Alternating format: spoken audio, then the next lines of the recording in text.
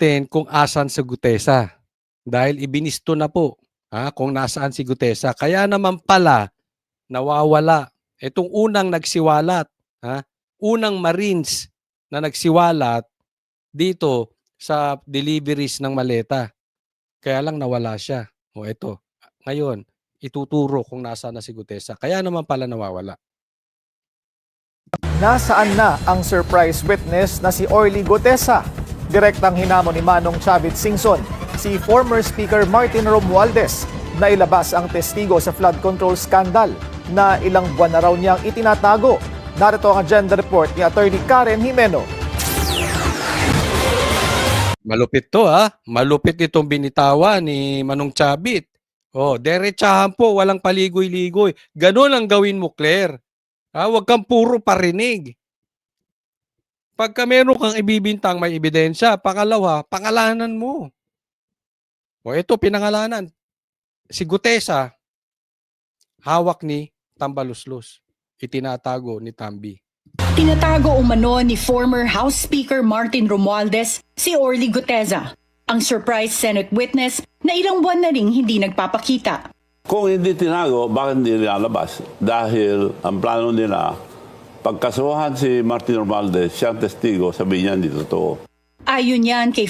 So parang, kasi sinabi na ni Gutesa na nagdi-deliver sila dito kay Romualdez. So sa madaling salita, pag kinasuhan na, biglang babawiin ni Gutesa yung kanyang sinabi. No? Kaya nga yan po ang tanong namin kanina kay Attorney Banigod, hanggang kailan? Hanggang saan? Itong mga 18 Marines. Ang sabi, hanggang dulo daw ito. Alam mo, ang ganda nung pagkakasabi Sama-sama sila. Hindi sila naghihiwa-hiwalay. At kung talagang yayariin sila, lalaban sila ng patayan. They have, baka sasabihin na naman, threat. Kasi may mga tanga dyan na ang pagkakakilala sa ganyan, threat. Parang yung kay Sara, threat daw. Hindi po threat yan. Depensa po yan. Kung yayariin sila, natural, lalaban na yan. Marines yan. Hindi mo biro yan. Marurunong yan. So sama-sama sila. At nasa prinsipyo pala nila yan. Yang laban na yan, yung ugali nila, walang iwanan. Former Ilocos Sur Governor Luis Chavit Singson. Uno nang sinabi ni Gutesa sa Blue Ribbon Committee na nagpadala siya ng mali-maletang pera sa bahay ni Romualdez at resigned ako Bicol Party List Representative Zaldico. Itinanggi ito ng dating House Speaker, pero pinatotohanan ni Ko. Sa at the forefront ng bill... Tignan mo wala na lusot talaga si Tambi dito, pinatotohanan ni Zaldico. Pinatotohanan ni Gutesa, tapos ngayong Marines, siya pa rin ang tinuturo. Diba? Nako. Milyonaryo News Channel, nagpapasalamat naman si Manong Chavit kay Senador Amy Marcos. Dahil ito sa isinumiting Senate resolution kung saan nananawagan ang senadora na imbestigahan ang testimonya ng mga dati umanong bagman. Ito dito pupurihin ko si Senator Amy. Gusto ko maimbestigahan to. And ako man ay hindi sang-ayon kay Amy, prinsipyo ng Banatero siya, pag tama, palakpakan, pag mali, banatan. Pag tama, tama. Pag mali, mali. Pinapasalamatan ko din si Amy, gusto niya imbestigahan. Ang problema, dapat kalampagin natin.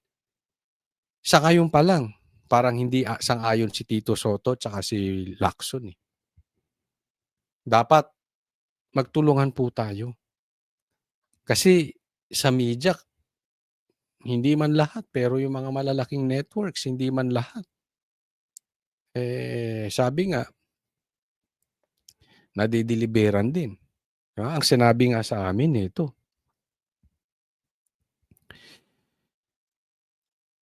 Yung trolls, yung kasama sa mga nadideliveran ng maleta, kasama sa bayad. 'Di ba? Meron nga sila kung hindi ako nagkakamali, 2, 3 palapag na ino-occupy na opisina para lang sa trolls. Ito kay Saldico, 'di ba? Hindi po puwedeng ako hindi naniniwalang hindi involved sa trolls si Bongbong Marcos tsaka si Tamby. Imposibleng hindi. Kasi si Marcos mismo, si BBM, inamin niya na meron siyang trolls, 'di ba? Galing mismo sa bibig niya, 'di ba? Alam mo para tayong ginisa sa sariling mantika. Yung tax na ibinabayad natin, dun lang sa VAT ang laki-laki niyan. Sa lahat ng gagastusin natin may 12%. Yung pera natin na ibinabayad sa tax, ipambabayad doon sa trolls para ipagtanggol yung pagnanakaw nila. 'Di ba? Ganyan po kalupit 'yan, no?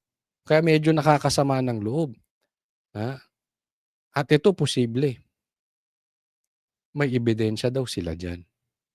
Nung tinanong ko, may ebidensya, antayin natin. Kaya nga sabi ko sa inyo, posibleng may video ito, hindi lang pictures.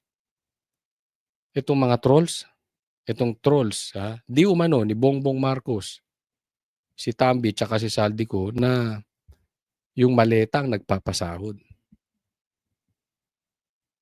Na konektado kay Ko. Ang sinasabi, yung dalawang Marine dishonorably discharged, dapat imbestigahan nila yon para malinis ang pangalan ng presidente, hindi sinasagot lang. It's a serious accusation. So dapat gawin ang Malacanang, imbestigahan. Nilinaw rin ni Singson na hindi niya kilala si Attorney Levy Baligon sa kabila ng usap-usapang abogado niya dati ito. Si Baligon ang kasama ng mga umano'y dating bagman na nagsabing nakipagtransaksyon daw si dating Senador Antonio Trillanes ng $2 million sa mga kinatawan ng ICC. Bagay na Sarap ng buhay mo, ha? $2 million, ha? 100 million. Magkano ginastos mo? Ang tatanong lang. Magkano ginastos mo doon sa Caloocan nung tumakbo kang talo ka? 100 million yun. Hindi natin alam kung binigay niya yun bayad sa ICC or kinulambat niya or yung kalahati panggasto sa ICC, yung kalahati kanya. Hindi natin alam. Wala namang resibo yan eh. Basta nagpapalit daw sila ng 100 $2 million o 100 more or less nasa 100 million pesos. Tapos ang lumalabas in charge daw di umano si Trillanes. Witness ni Trillanes pinipresenta sa ICC. So siya yung kasama. At meron again may ebidensya yan. Hindi naman sila magsasalita ng wala eh. Kaya nga pinipilit ko. Pinipilit ko ibigay sa akin yung mga ebidensya. Gusto niyong ilabas ko? Pilitin niyo muna ako. Hindi, yun sinabi namin eh. Dapat ikalat yung ebidensya. Na just in case may mangyari kay Atty. Baligod o dito sa 18, merong lalabas pa rin yung mga ebidensya. na mariing itinanggi ni Trillanes. Sa ngayon, patuloy na kumakalampag si Manong Chavit sa gobyerno na panagutin ang mga sangkot sa flood control scandal. Pinag-iisipan din ni Singson na tumakbo muli bilang senador sa 2028 elections. Pero this time talaga iniisip ko, di ako sigurado.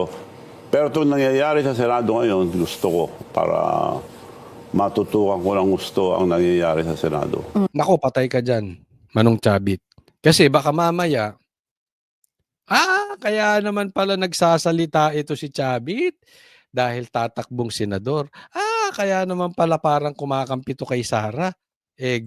Nag-a-apply parang senador. Tandaan po natin nagsolo po si Sara. Wala siyang team ng senador at the moment. Wala pa nga siyang vice eh. Basta nauna muna siya, no? Siya muna ang nag-declare. Wala pa namang team, no? So, well, alam ko yan ang ibabato. Antayin ninyo. Yan ang ibabato ngayon kay Manong Chavit. Namubuliti ka lang. Meron kang agenda. So, Sinasabi ko lang dapat paghandaan ni Manong Chavit itong mga paratang na ganyan. Kasi alam nyo naman sila, style po ng kalaban yan eh. Itong kalaban ng hustisya, kalaban ng katotohanan. Hindi sila magfo-focus dun sa issue.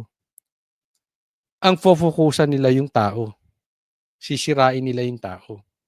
Hindi yung sisirain nila yung ebidensya. Dapat yung ebidensya sinisira nila, di ba? Hindi. Sa personalidad ang sinisira nila. At ang kanyang pangulong susuportahan, si VP Sara Duterte. Para sa agenda, Attorney Karen Jimenez. Pero alam nyo, eto seryoso ang lakas ni VP Sara. Di ba? Ngayon pa lang, nakikita nyo naman. Talagang katulad ni Chavit, maraming gusto talaga kay Duterte. Sino naman ang gugusto kay Bongbong Marcos? Pambihira.